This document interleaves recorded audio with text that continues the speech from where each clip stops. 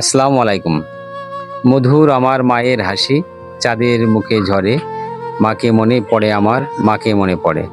আমরা আজকে যে মা ও মেয়ের নিকট আমরা যাচ্ছি, আপনাদের সাথে নিয়ে যাই, আপনারা আমাদের সাথে আসুন। আসুন, ভিডিওটি অবশ্য সম্পূর্ণ দেখার অনুরোধ থাকবে। আসুন, আসুন আমাদের সাথে, আসুন। কোথায় নিয়ে আসলাম আপনাদের, আপনারা দেখলেই বুঝতে পারবেন। এই দেখেন। আসসালামু আলাইকুম। ওয়ালাইকুম সালাম। কেমন আছেন মা? শোনো, আমি খুব কষ্টে রয়েছি মধু। আমার দুইটা সন্তান নেই, স্বামী নেই, আমার তো জমা জাতিও নেই, আমার একটা ঘরও নেই।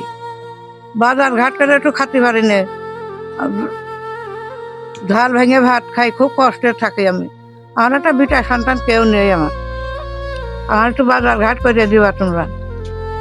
আমরা যে কথা বলছিলাম যে আমরা কোথায় যাচ্ছি, এই দেখেন চলে আসছি মা ও মেয়ের। ইতিপূর্বে আপনারা দেখেছেন এই মা ও মেয়ে, যে অসহায় মা ও মেয়ে মৃত্যুর দ্বার প্রান্তে পৌঁছে যাচ্ছিল, আত্মহত্যার পথ পর্যন্ত বেছে নিল। যে সারা রাত বৃষ্টি হলে এই ঘরের ভিতরে পলিথিন মাথায় দিয়ে বাস করতে হয় এই মা ও মেয়ের।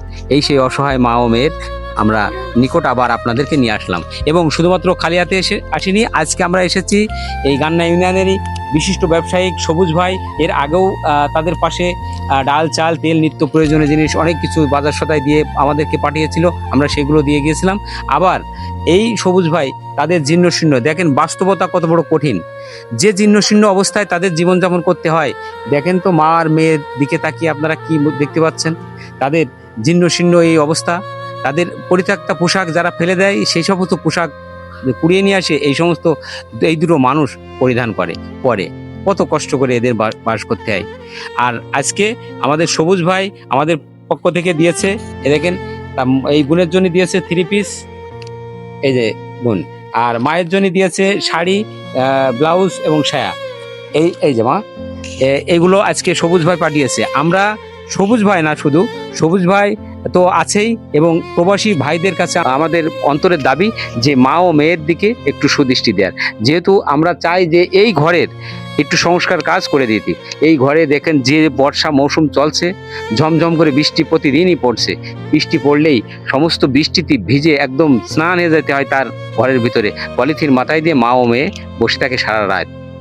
ভাতের কষ্ট তো তীব্র কষ্ট, আবার সারা দিন যদি এই ক্লান্ত মানুষ দুটি একটু নিদ্রা যাপন করবে, একটু ঘুমাবে আরাম আয়েশ করে রাত্রে, তাও সে পরিবেশ নেই। বৃষ্টি হলেই দুটি মানুষই পলিথিন মাথায় দিয়ে ঘরের ভিতর বসে থাকতে হয়, সারা রাত বসে থাকে। এত কষ্ট করে এই মা ও মেয়ে চলতে হয়। আমরা চাই যে এই মা ও মেয়ের এই ঘরের কাজটা আপনারা অবশ্যই একটু সুদৃষ্টি দেবেন এবং করে দেবেন। আমরা যে ঘরের দৃশ্য তুলে ধরেছি, আপনারা ঘরের দিকে অবশ্যই একটু সুদৃষ্টি দেবেন। এবং মা ও মেয়ের সুচিকিৎসা করার জন্যে আমি সবুজ ভাইকে আমি বলেছি, সবুজ ভাই অবশ্যই আসবে। সবুজ ভাই আসবে মা, সবুজ ভাই, সবুজ ভাই। আলহামদুলিল্লাহ, ভাইকে অনেক অনেক ধন্যবাদ। ভাইকে জন্য আমি দোয়া করি। ভাই, আমার পায়ের সমস্যা, ভাই যদি আমাদের মুখ একটু তাকাইতো তাহলে আমরা খুশি হতাম। ভাই আমাকে জামা কাপড় দিয়েছে, আমরা অনেক খুশি হয়েছি। আমরা 7 দিন 8 দিন পর্যন্ত আমরা না খেয়ে থাকতাম। তো আমার এক মামি আছে, একটু ভাত মাত দিত, তাই আমরা একটু খাতাম 2 মাস দিয়ে পানি শুনি দিয়ে। সেই মুখও আমার সবুজ ভাই তাকাই আছে। আমি সবুজ ভাইয়ের জন্য অনেক দোয়া করি। তার দাদি দাদাদের জন্য আমি দোয়া করি। তার নানি নানা মারা গেছে, হ্যাঁ, তার নানা নানু মারা গেছে, তার নানা নানির জন্য আমি দোয়া করি। আর সবুজ ভাইয়ের শরীরটা যেন ভালো থাকে আমি দোয়া করি।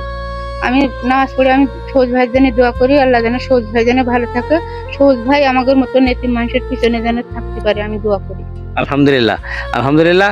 মা, অবশ্যই আপনার দেখার জন্য সবুজ আসবে, সবুজ ভাই এখানে আসবে। হ্যাঁ, আমি আসলে ভালো একটু হবে না, আমার দেখে যাবেন একটু ভালো হবে না। আইসেন মধু, আইসেন শোনা, আইসেন। যাই হোক, আমরা এই মা ও মেয়ের কাছ থেকে আজকের মতো বিদায় নিচ্ছি।